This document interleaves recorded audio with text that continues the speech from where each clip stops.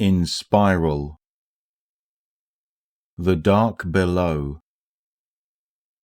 A nightmare of Luna, of that which waits below, of disaster and wreckage and inexplicable warm camaraderie tangled together. It leaves behind a journal page with familiar handwriting to mark its passage.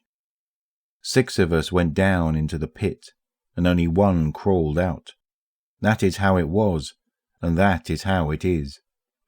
I have not wanted to look back at that time, but lately it has become prudent to examine what is and is not known of the darkness. I know darkness. I have been trying to distinguish the darkness from the framework the hive used to shape it for long and long, but they are deeply intertwined.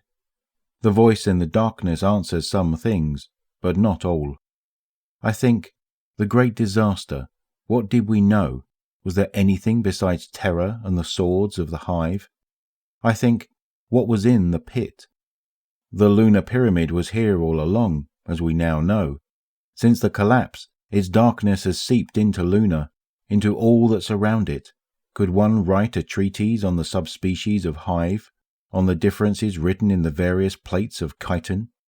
Have the hive been here long enough, overrunning our Luna, that a recognizable change in them has evolved? I digress.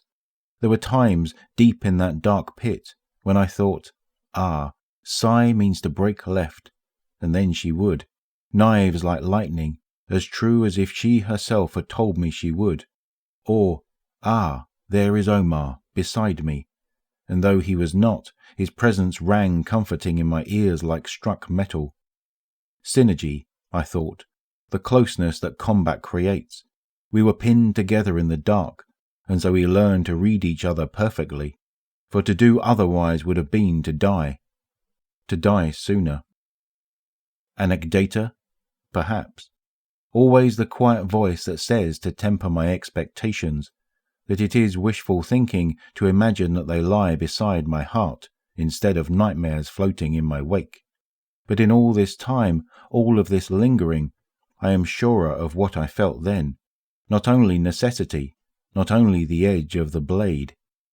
I know more of the darkness now. It is not violence, it is something more, something that hums and flows and resonates, knife or song by equal measure. I have not been able to bear the sound of silence since that time. Too long among the screaming hive, I thought once. Now, cacophony is almost a comfort.